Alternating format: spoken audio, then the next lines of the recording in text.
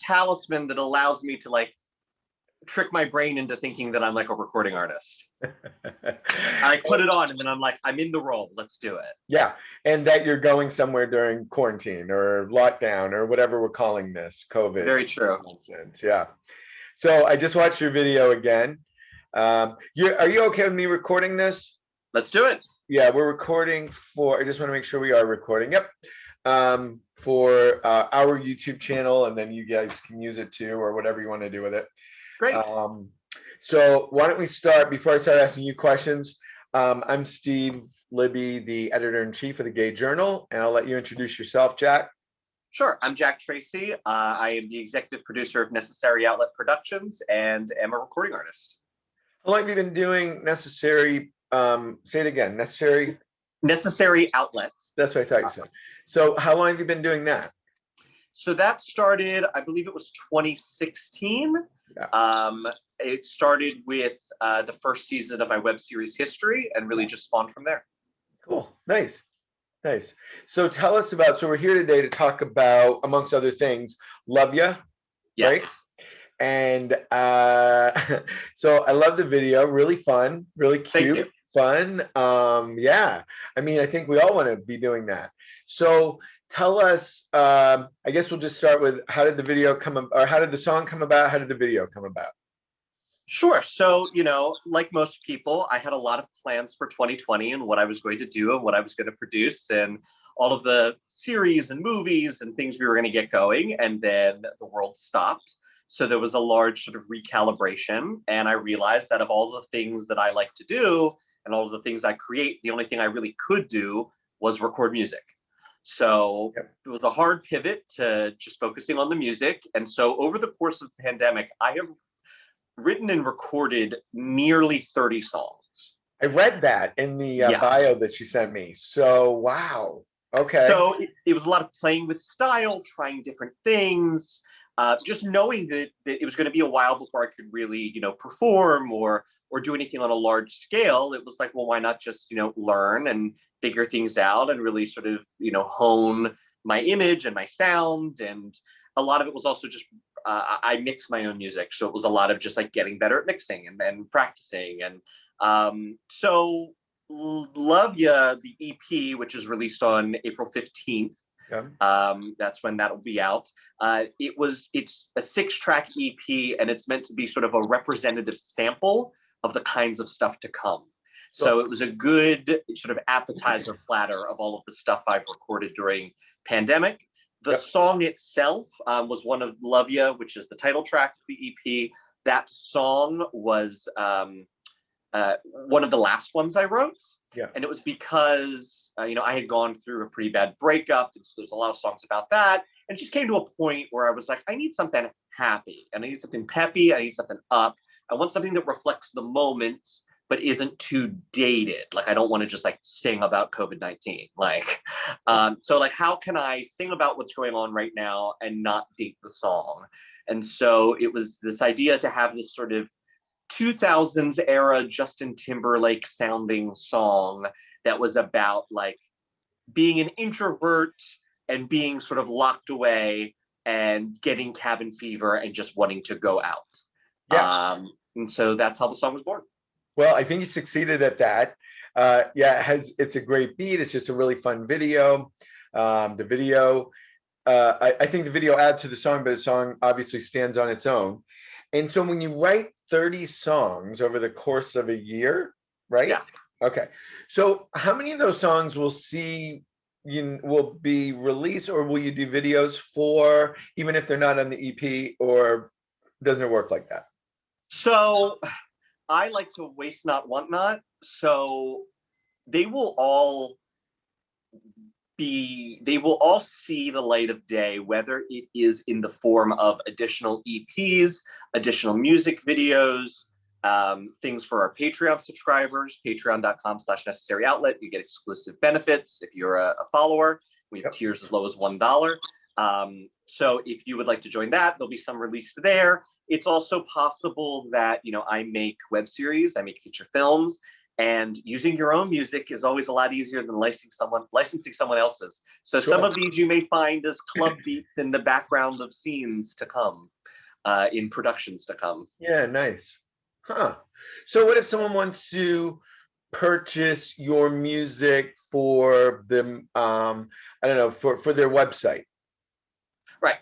They should email me Yeah. at necessaryoutlet@gmail.com or hit me up, slip into my DMs on Instagram. I'm Jack Tracy Official, Tracy, no E.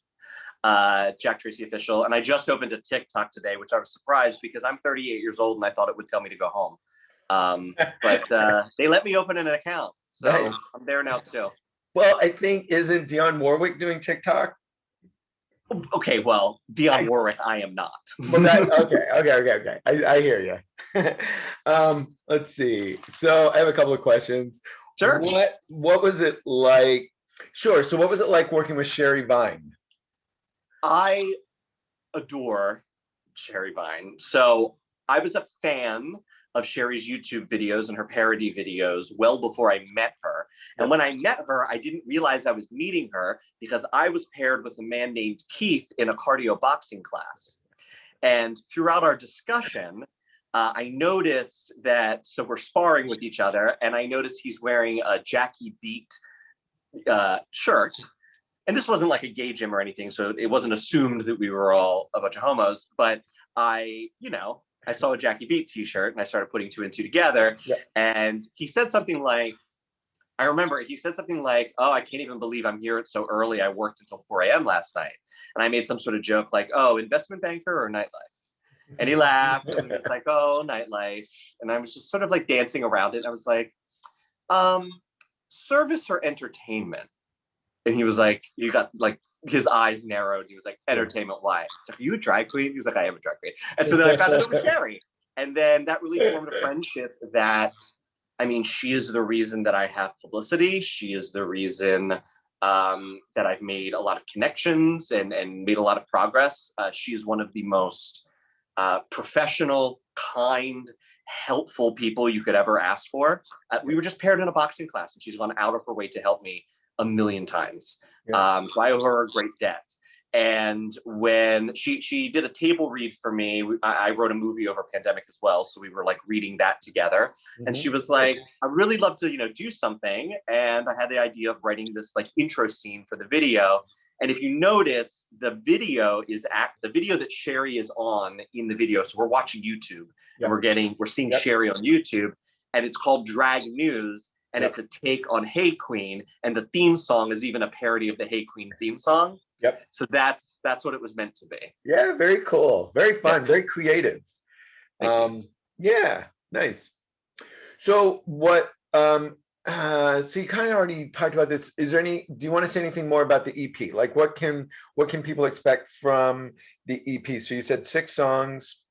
6 songs. So 6 tracks. The first 2 are the dancey tracks, Love Ya and Don't Compare. After that, you get 2 sort of pop ballads and then 2 kind of melancholy mid-tempos. The next single is called The Feels, and that will be available on Spotify on March 1st. We're shooting a music video for that this weekend.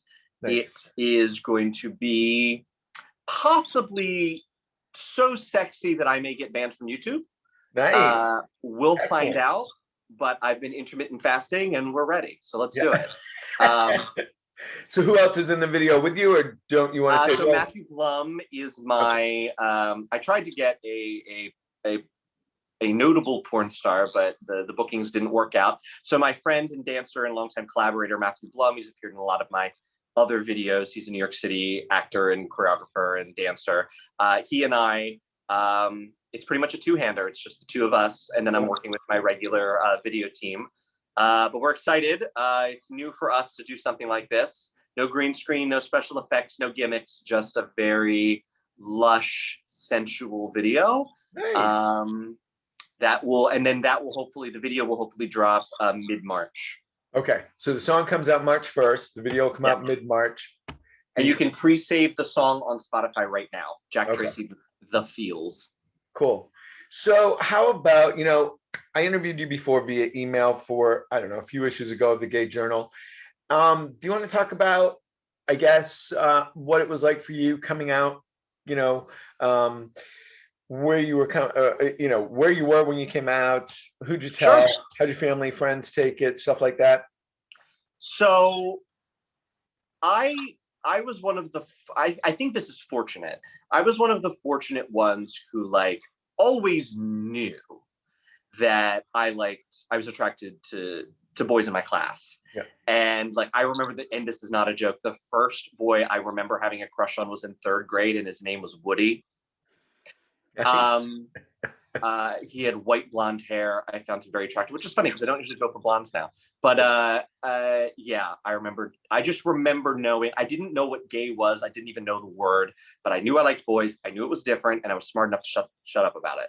Yeah. So I sort of kept it to myself, and I was, presenting gay in every other way. I was tap dancing and highlighting my hair, and all my friends were girls, and I was in the When theater was, department. It was the head chair that I was the lead clarinet player. Like it was all very clear.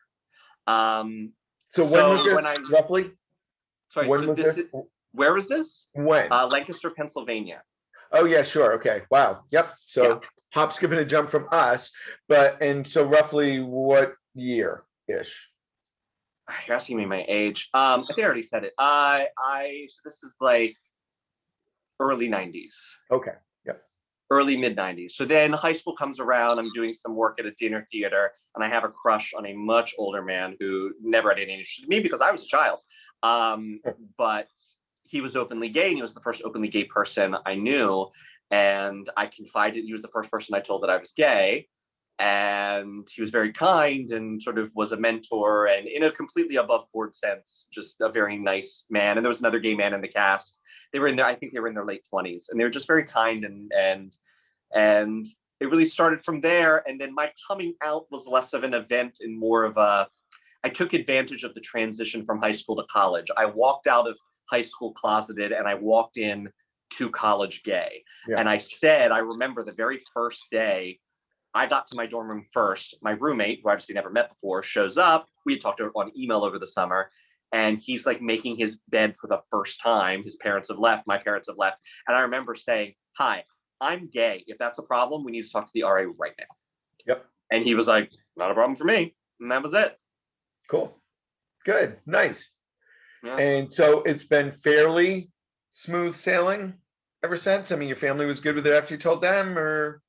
Yeah, there were some growing pains with it, but never any fear of being cut off, or we didn't really grow up very religious, so we didn't really have any of that sort of stuff.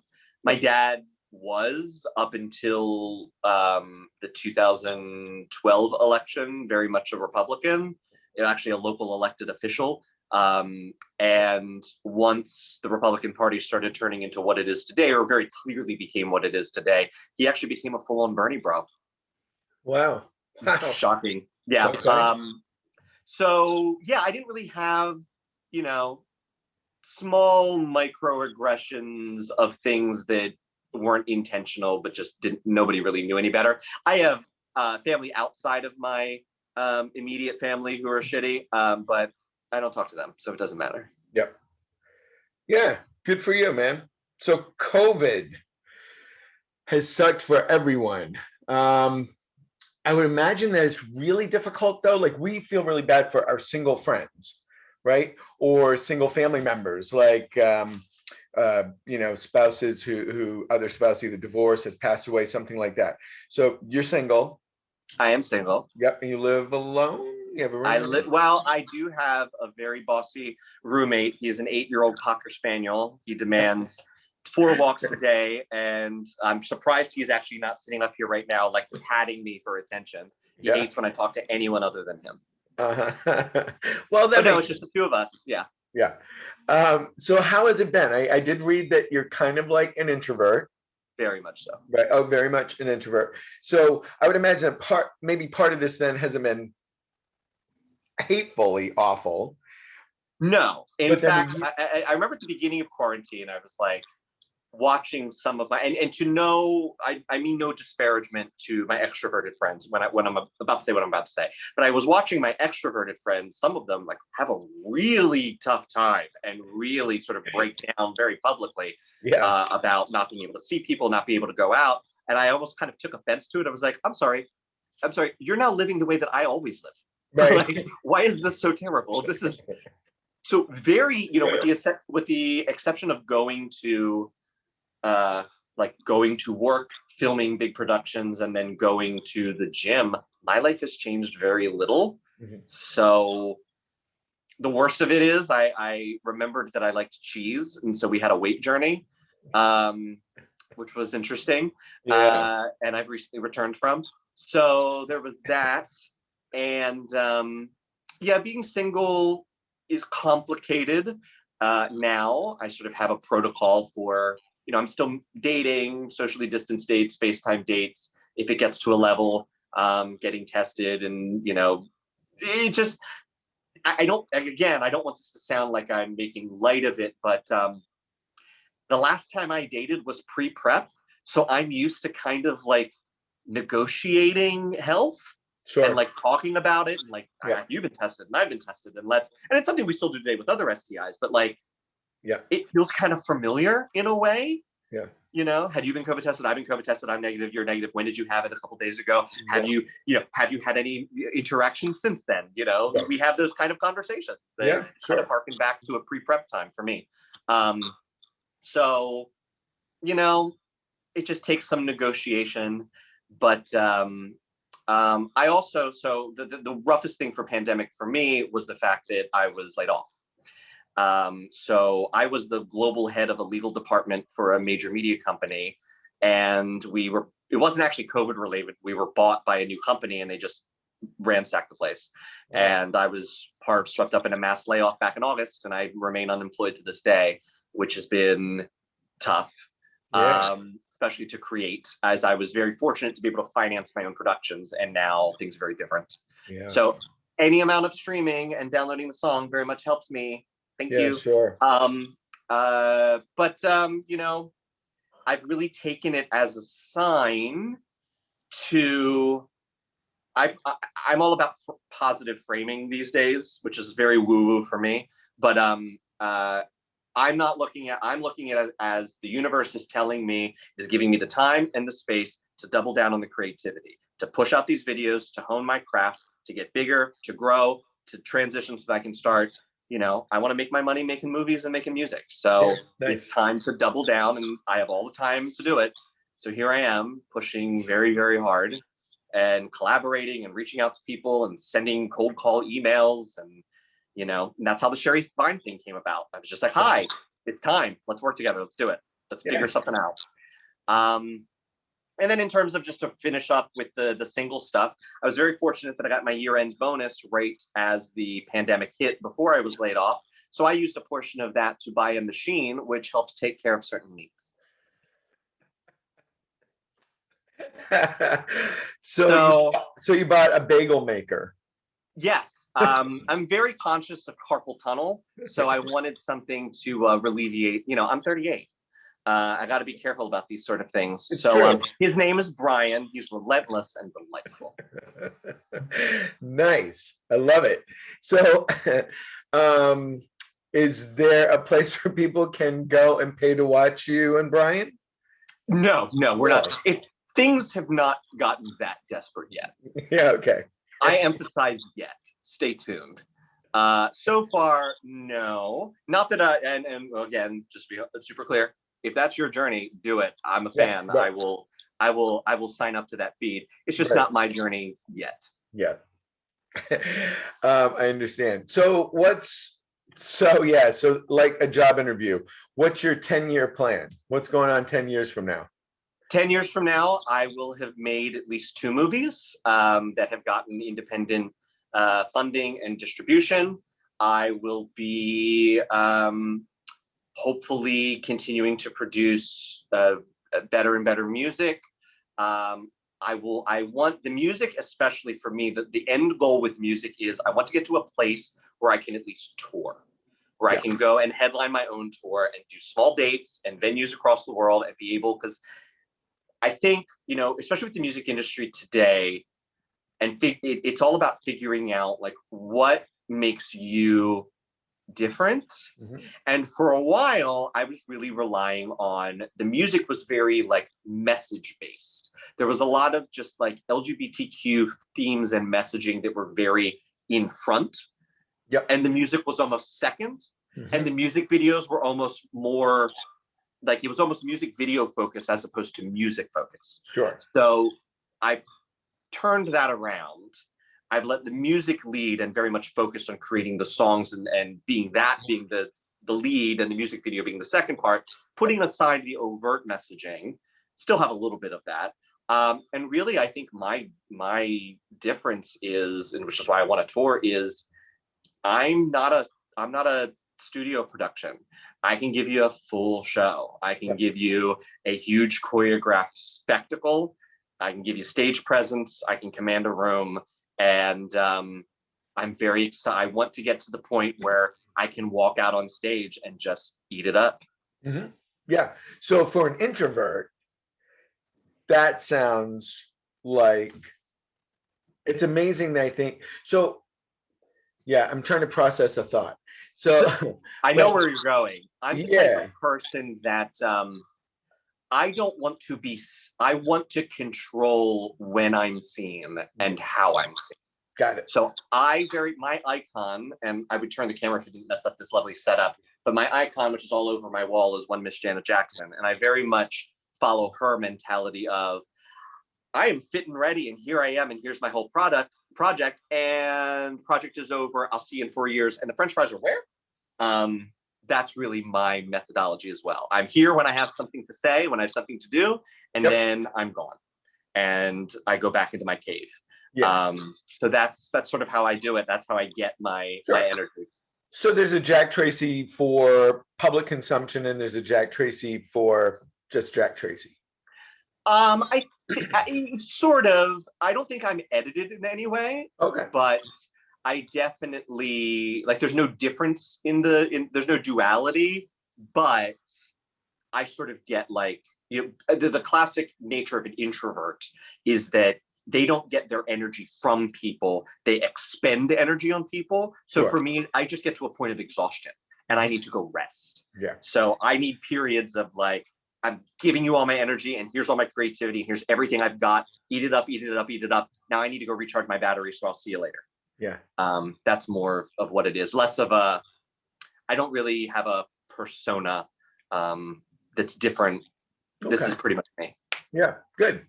Well, good, because that's a great persona. You are, this is a great energy level. This is a great, trying to make a difference, trying to do good, trying to change the world for the better. I think. I don't know. All the. Hope so. Yeah. Hope so. For me, it's really focused on, in doing that, my aim is just representation. I actually had a thought earlier today, which may be too rough. I haven't really thought about it enough yet, but like, I remember through most of my life, and I think a lot of gay people feel this, but like with media, I always remember really identifying with the villains in pieces. Mhm. Like I always loved the Batman villains more than Batman. I always loved the villain of the week on the syndicated shows. Maybe because they were more theatrical, maybe because they were bigger. Yeah. A lot of times gay representation we were always the villain. Mhm. I just saw something reminding about how controversial Basic Instinct was when it came out because it was a lesbian woman being the murderer and people being upset that that's how we were being portrayed versus now where you have that I Care a Lot on Netflix and Yeah. we have enough representation that like I don't think we're very upset about this and we actually think it's cool because it's a good show. Mhm. Dan Savage was just talking about this week on his podcast. Yep. But so for me, I was thinking about that and I was like, oh, I wonder if that's because somewhere in my brain subconsciously, like I'm gay. I knew that. I'm seeing gay people portrayed as the villains. I like the villains. Yeah. And like, so I've been trying to I thought about this a little bit this morning. I have to think about this some more, but just thinking about how much media representation of yourself, of seeing yourself and where you see yourself, really impacts how you think about yourself and the things that you like on a subconscious level. So I don't know. I've got to think more about that. I literally just started thinking about that this morning when I was at the gym. But so for me, it's about being visible so that the little 12-year-old Jack Tracy today doesn't have to exclusively look to a Janet Jackson, a Madonna, a Mariah, a Whitney, and say like, oh, I wish I could be that, but can actually like look to someone who's a little bit more like him and say, well, I could be that. Yeah. And in fact, there's a remix to Love Ya coming out soon. I don't know when, so I have no dates for you. But it was an artist who was a fan of my web series history and reached out and said, like, you inspire me. I love what you're doing. I would love to work with you. And I'm a rapper. And I was like, how about you jump on Love Ya? And so Nice. just knowing that you can impact just these little things, Sure. that always means the most. Yep. I agree. Wow. Awesome. Well, I'm glad you took time. Thank you very much for your time today to discuss Love Ya, the video, what's coming up, you're coming out, all of that. We really appreciate it. Thank you for doing what you do. Thank you for the entertainment. Anything you want to add at the end? Oh, my publicist will kill me if I don't go through the EP releases on April 15th. The song Love Ya is out now on all platforms. The music video featuring Sherry Vine is on YouTube at youtube.com/necessaryoutlet. You can find everything about me at jacktracy.lgbt is my website. And follow me on Instagram at Jack Tracy Official. Nice. Thank you, Jack Tracy. Thanks for being with us today. Thank you. Thank you for having me. And it's always great to take the time, especially in a time when time has no meaning. That's what time is it? What day is it? Exactly. Who knows? Thank you very much. Mwah.